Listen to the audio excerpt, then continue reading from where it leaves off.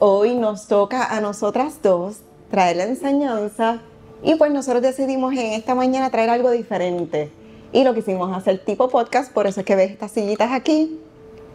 Y lo queremos hacer más interactivo, el que podamos hablar y que ustedes también estén aquí presentes.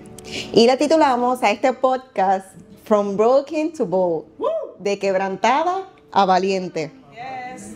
Y yo creo que de alguna forma u otra todos nos podemos identificar que en algún momento dado nos hemos sentido en un estado de quebranto, nos hemos sentido rotos, pero la realidad es que Dios nos ha llamado a ser valientes. Eso es así. La pregunta es, ¿cómo transicionamos de ese estado de quebranto a ser valientes? Sí, primero tenemos que reconocernos nuestra condición actual y obviamente autoevaluarnos para poder anhelar un cambio genuino en nosotras.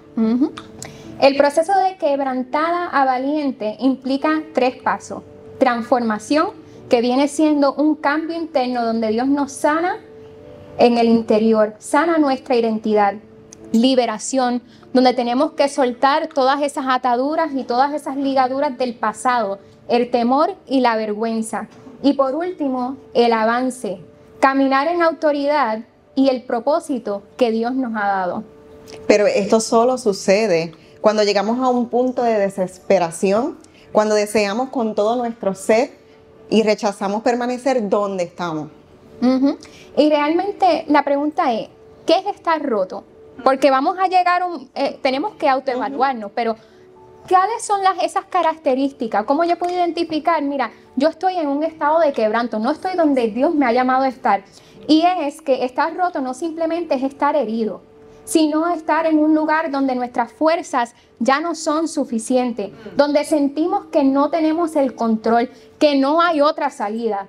Muchas mujeres están quebrantadas porque aún no han sanado. La más común viene siendo las heridas del pasado. Muchos aquí hemos pasado por abuso, por rechazo, por traición. Y también la falta de identidad. No saber quién eres en Cristo. No saber quién eres en Cristo. Inseguridades, depresión, ansiedad. Miedo. Incluso pecados ocultos o luchas internas que nos mantienen atados. Lo importante no es sentirte mal por tu condición actual, porque al final Dios es el alfarero y de lo vil y de lo menospreciado Él escogió, ¿verdad? Pero lo importante es no enfocarte en esa debilidad, sino reconocer que hay que salir de ahí, que no es una opción ya seguir viviendo en ese estado de quebranto. Exacto, no acomodarte. No familiarizarte. Y no familiarizarte. Hay un dicho muy conocido en esta temporada que en inglés se dice "It's okay to not be okay". ¿Cuánto lo hemos escuchado? Está bien no estar bien. Y eso es correcto a cierto punto. Exacto. Porque no podemos acondicionarnos a eso. Quedarte en ese estado de quebranto. Ahí está el peligro y la dificultad. La quebrantadura es el punto de partida para la transformación. Y eso lo vamos a ver ahora reflejado en las 2 historias que vamos a estar compartiendo con ustedes. Esta mañana le queremos compartir una historia. Bueno, 2 historias. Pero la primera de ellas, yo creo que de alguna u otra manera nos identificamos. Y esta historia es de la mujer samaritana. Esta historia tiene un encuentro transformador, un encuentro que cambió la vida de esta mujer y de toda una ciudad. Y se trata de la samaritana y su conversación con Jesús en el pozo. Esta historia nos enseña sobre el amor de Dios, la verdadera adoración y el poder de un testimonio. Y vamos a Juan 4, 1, 8 y leemos de la siguiente manera. Cuando pues el Señor entendió que los fariseos habían oído decir, Jesús hace y bautiza más discípulos que Juan, aunque Jesús no bautizaba sino sus discípulos. Salió de Judea y se fue otra vez a Galilea, y le era necesario pasar por Samaria. Y dice que le era necesario pasar por Samaria. Vino pues a una ciudad de Samaria llamada Sicar, junto a la heredad que Jacob dio a su hijo José. Y estaba allí el pozo de Jacob. Entonces Jesús, cansado del camino, se sentó así junto al pozo.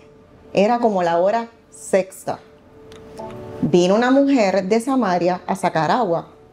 Y Jesús le dijo: dame de beber, pues sus discípulos habían ido a la ciudad a comprar de comer.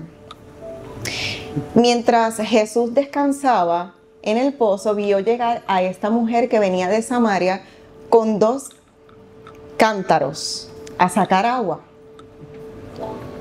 Y dice que era la hora sexta, que la hora sexta viene siendo la hora del mediodía para nosotros, las 12 de la tarde. Este hecho en sí era inusual, ya que las mujeres iban a sacar en Samaria el agua en la mañana o en el atardecer.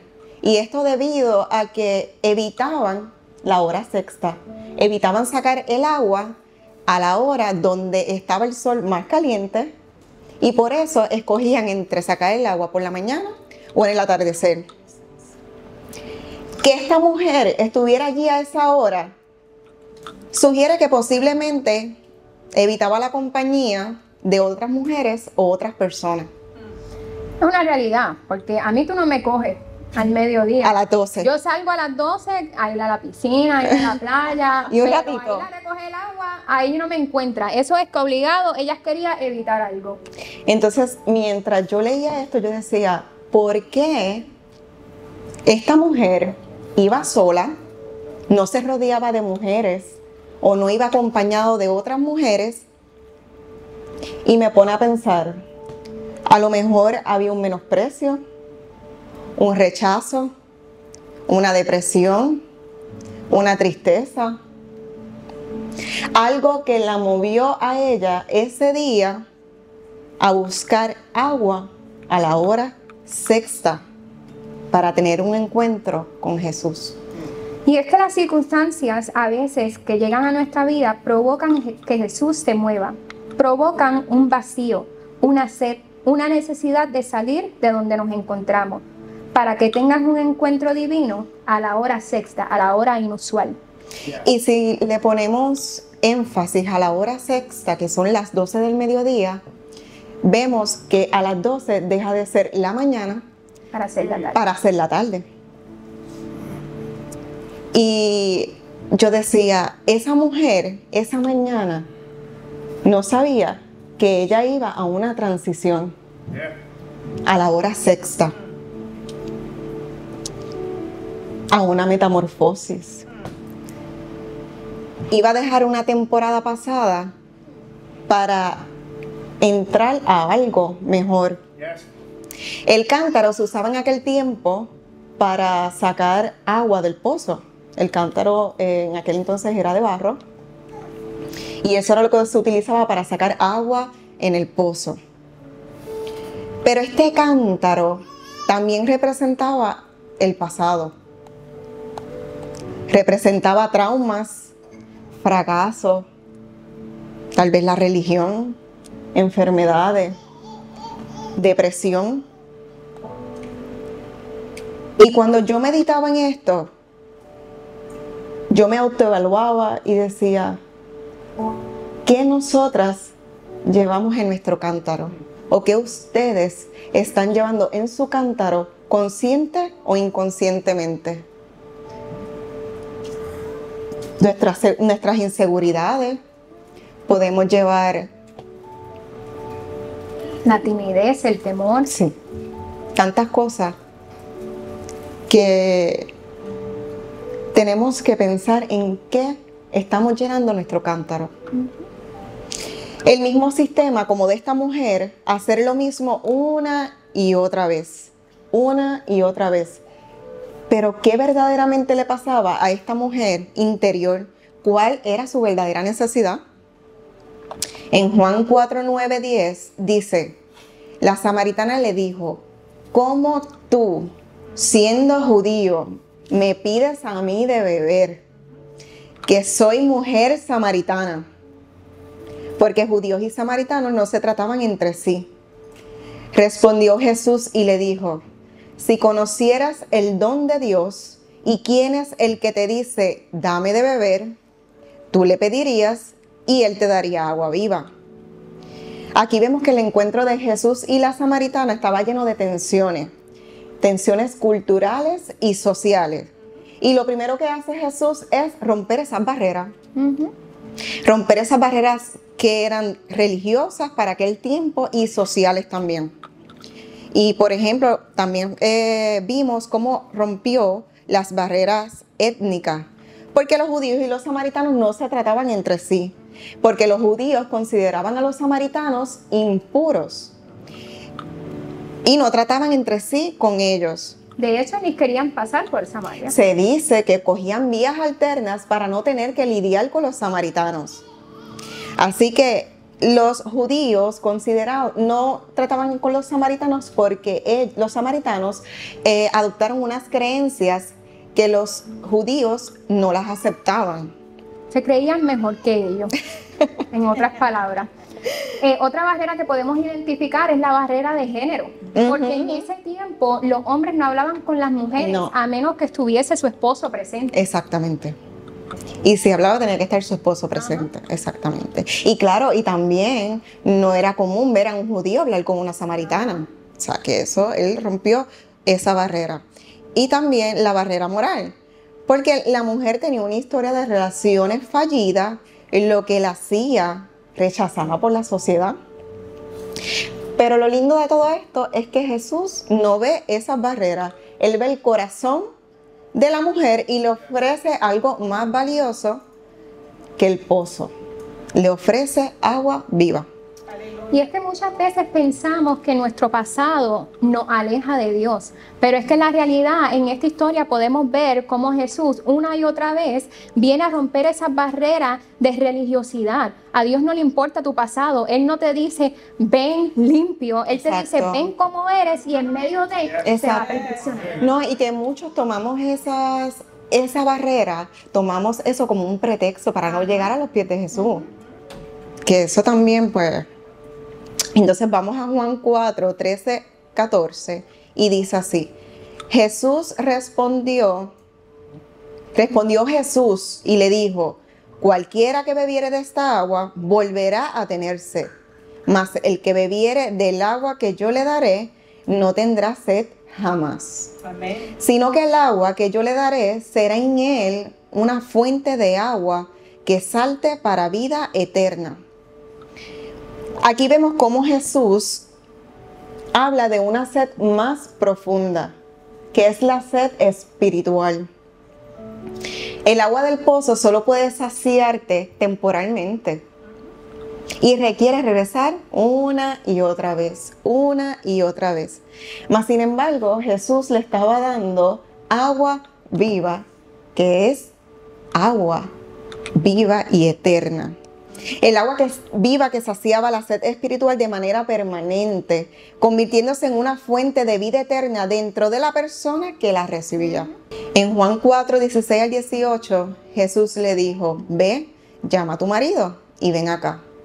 Respondió la mujer y dijo: no tengo marido. Jesús le dijo: bien has dicho, porque 5 maridos has tenido y el que ahora tienes no es tu marido. Ouch. Esto has dicho con verdad. Ahí es fuerte que Jesús te baje con esa. De sopetón. Ahí Jesús revela algo más profundo sobre la vida de la mujer. Y no lo hace para avergonzarla, sino para ayudarla a reconocer su necesidad y la necesidad de un cambio. Ella había buscado amor en relaciones rotas, pero nunca encontró satisfacción. Jesús te muestra que la verdadera plenitud no se encuentra en lo terrenal, sino en Dios. Y leyendo esto y meditando, hoy Dios nos llama a autoevaluarnos, a autoexaminarnos, Porque a veces intentamos llenar nuestros vacíos con cosas que no nos dan vida.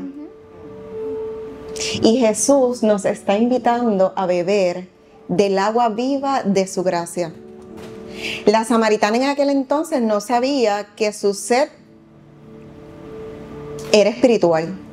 Por eso ella iba constantemente al pozo con sus cántaros para saciar esa sed que era temporera.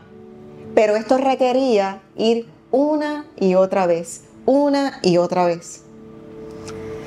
Y la realidad es que muchas personas actualmente intentan saciar su sed con placeres del mundo, riqueza, éxito, relaciones.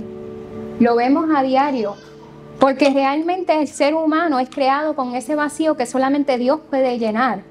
Pero para los que no han tenido un encuentro con Él, intentan buscar y llenar ese vacío en otras cosas que requieren que vayas vez tras vez para poder saciarte, y solamente es por una temporada. Pero la realidad es que cuando te encuentras con Jesús, que es la fuente de agua viva, ahí eres saciado completamente. Exacto. Ahora, hay muchos que encuentran a Jesús y son saciados y después se alejan de Él. Se alejan. ¿Por qué? Porque es regresar a vez tras vez a ir al pozo a buscar cosas que ya tú has entendido y ya tú has vivido, no te sacian. Es tiempo de aceptar que Jesús es el fuente de agua viva y dejar esas cosas temporales que no te sacian a un lado. Exactamente. Mientras la mujer samaritana hablaba con Jesús y Él le dice: 5 maridos has tenido.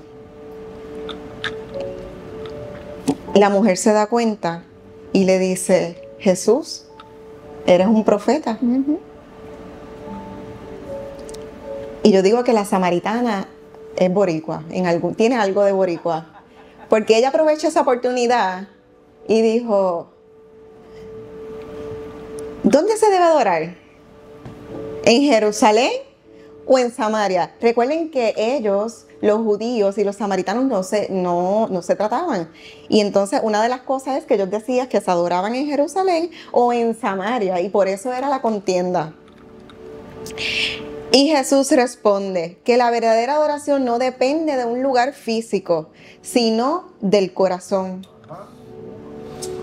Y cuando leía esto, ¿cuántas veces nosotros esperamos a llegar a la iglesia para adorar? ¿Cuántas veces esperamos estar acompañado de otra persona para adorar?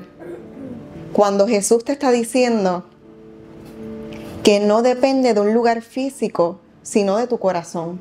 En Juan 4, 25, 26, le dijo la mujer: sé que ha de venir el Mesías, llamado el Cristo. Cuando Él venga, nos declarará todas las cosas. Jesús le dijo: yo soy el que habla contigo. Qué fuerte, ¿verdad? Se le reveló.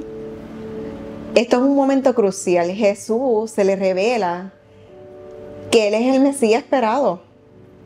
Y la historia nos cuenta que la samaritana fue una de esas mujeres, o una de las primeras personas en donde Jesús se le revela como el Mesías.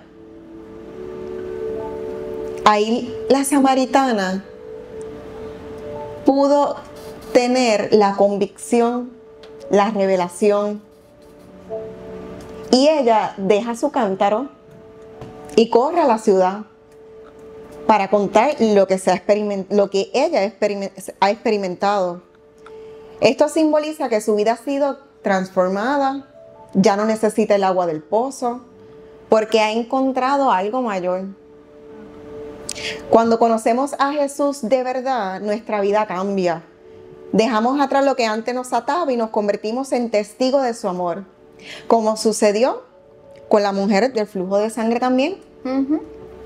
Y sucede, la mayoría de las personas aquí ya conocen quién es la mujer del flujo de sangre. Era una mujer que había estado enferma por 12 años y que se clasificaba como impura ante la ley judía. Ella había gastado todo su dinero en sanadores, en médicos, y nada absolutamente nada le daba resultado. Fíjate que en algunas de las traducciones se refiere a esta enfermedad en particular como una plaga. Así que me dio curiosidad y fui a buscar el significado en griego, y significa mastix, que literalmente significa un látigo, flagelo, que en otras palabras es calamidad o una aflicción severa. Al llamarlo una plaga, lo que quería enfatizar era la severidad de su condición. No era una enfermedad menor, era una aflicción severa con la que ella había cargado por 12 largos años.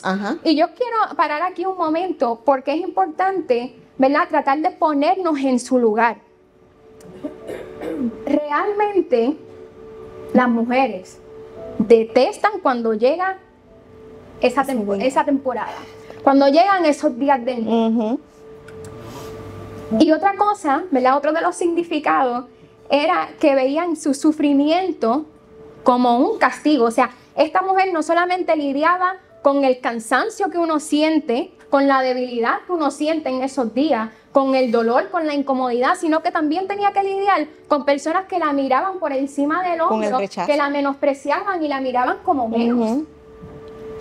Que entendían que ella había hecho algo mal. Exactamente. Cuando ella no había hecho quizás nada. Estaba en su punto de desesperación. ¿Por qué? Levítico 17:11 dice que la sangre es la que da vida. Literalmente, ese sangrado constante estaba debilitando, matando a esta mujer, no solo físicamente, sino espiritualmente. Se dio cuenta que nadie más podía ayudarla, que su única opción era Jesús y que no podía seguir viviendo así. Así que decidió arriesgarse. Para los judíos, las leyes de pureza eran sumamente importantes, así que ella estaba arriesgándolo todo al ir frente a Jesús. Ella no sabía cuál iba a ser la respuesta de Jesús, y si se daban cuenta de quién era ella, probablemente la iban a matar o la iban a vender, porque así resolvían los problemas en ese tiempo. Era un problema. Exacto. Pero era tanto, ¿verdad?, tanto dolor, tanto cansancio, que ella literalmente había llegado a su tiempo, o sea, ella decía, ya no puedo más. Llegó a lo último. Llegó a su punto de desesperación. Y relata la palabra en Marcos 5:27. Cuando oyó hablar de Jesús, vino por detrás entre la multitud y tocó su manto, porque decía, si tan solo toco su manto. O sea, mira la fe de esta mujer. Ella decía, ni siquiera tengo que tocarlo a él. Ni siquiera tengo que tocarlo en el hombro, ni llamarlo, ni pedírselo. Si tan solo yo puedo tocar su manto, algo que es parte de él, que carga a la esencia de lo que él es, yo sé que yo puedo ser sana, yo voy a ser sana. No, y que eso fue un acto valiente y lleno de fe. No, claro, porque es que ella no debía de estar en público. No debía estar en público porque estaba arriesgando su vida. Tocó a Jesús en medio de la multitud, algo que era totalmente prohibido para una mujer en su condición. Pero se atrevió. ¿Y qué fue lo que pasó? Ella fue sana al instante. Instantemente. Su fe desesperada la llevó a la transformación y a la valentía. Es que cuando tú llegas a ese punto, pienso, ¿verdad?, por experiencia, ya tú no quieres quedarte con esa condición, tú no quieres quedarte así. Y es cuando vemos cómo Dios se mueve a nuestro favor. La desesperación te lleva a hacer cosas que antes no te atrevías a hacer, porque ya no hay otra opción.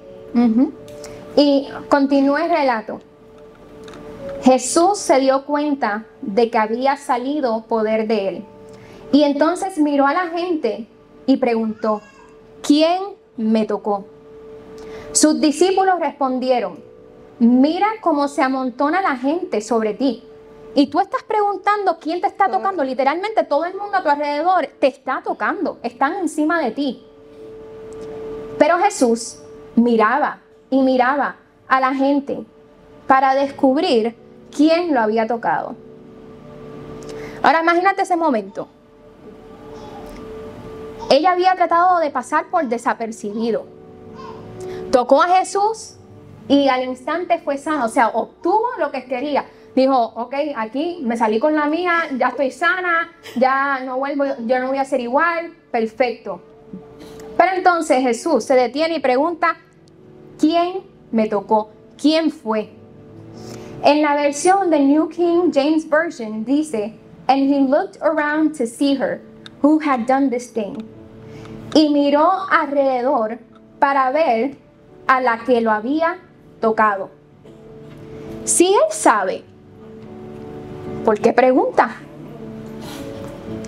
La mujer, sabiendo lo que había pasado, fue y se arrodilló delante de él y temblando de miedo le dijo toda la verdad. Jesús le dijo, hija, has sido sanada. Tu fe te ha salvado. Wow. Lo hizo a propósito. Lo hizo, mira, de maldad. De maldad, te lo juro. Pero no, en realidad, Jesús quería traer a la luz algo que había sido oculto para restaurar y sanar en su totalidad. Ponte en su lugar. Marginada por años. Probablemente desheredada, porque en ese tiempo las mujeres que sufrían de la condición de esta mujer, los padres automáticamente decían, y con dolor en el alma me imagino, pero ya no sé, o sea, la desheredaba por completo, ya no vas a ser mi hija, porque es que lamentablemente si yo te toco, si tú estás aquí, automáticamente somos impuros nosotros. No, y según la tradición judía, para aquel entonces, una persona que era impura, su vestimenta era de otro color, para identificarlas y saber que esa persona es impura y obviamente no se mezclara con las puras.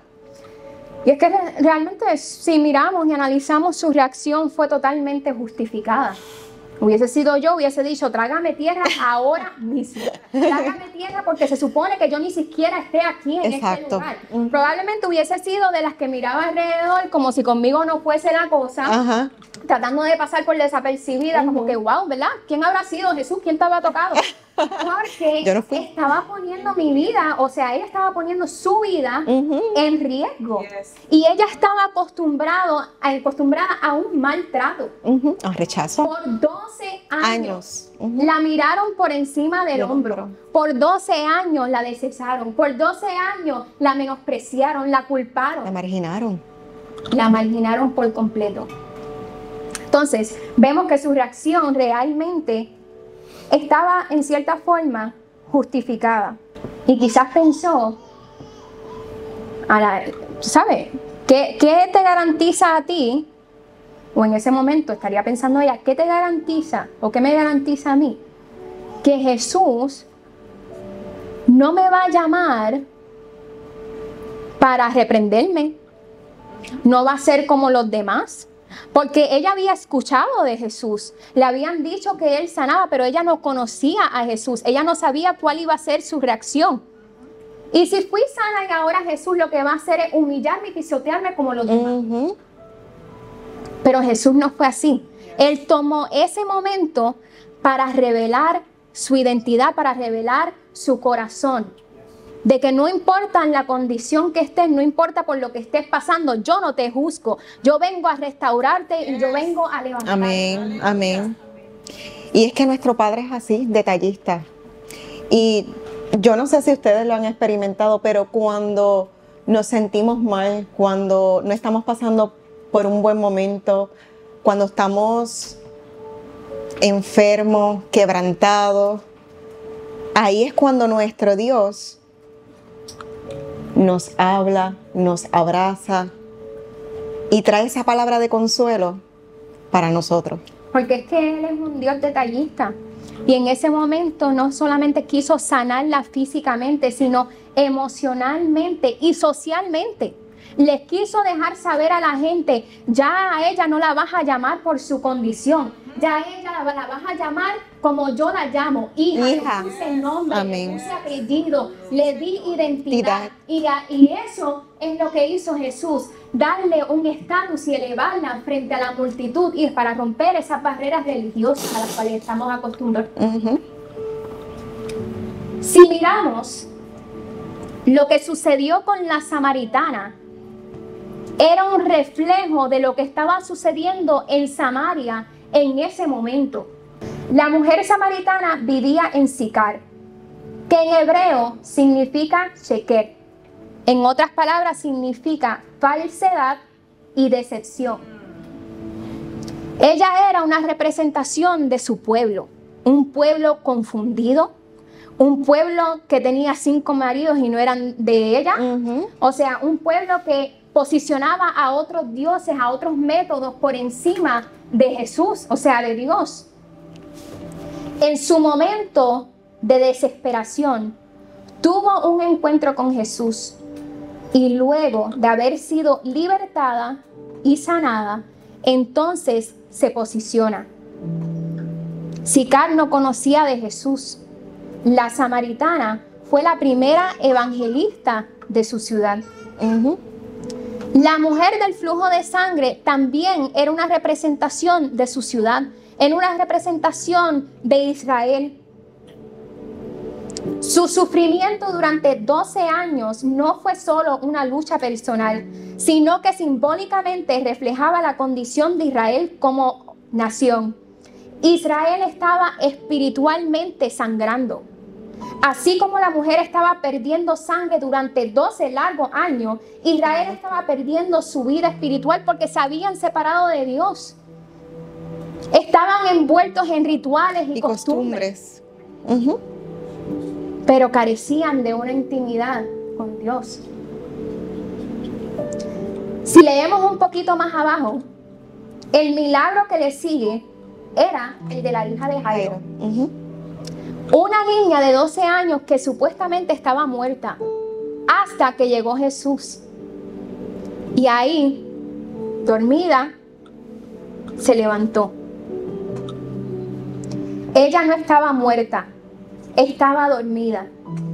Tan pronto se encontró con Jesús, despertó. Una demostración de cómo Él vino a traer no solo sanidad, sino restauración y una nueva vida a Israel. Ambas de estas mujeres tuvieron que reconocer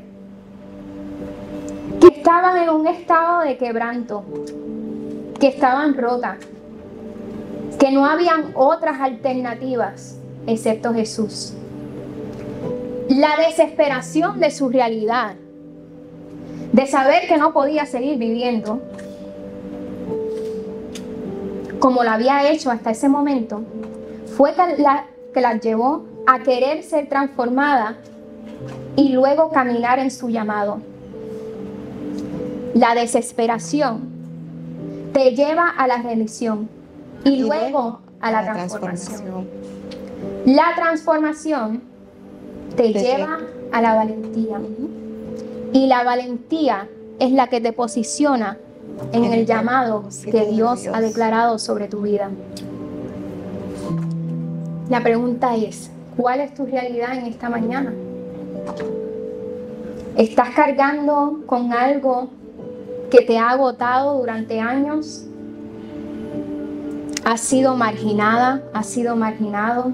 ¿Has sido rechazado? Has sido rechazado. Has intentado todo, pero nada ha cambiado. Has intentado saciar esos vacíos en tu corazón y no has visto el resultado.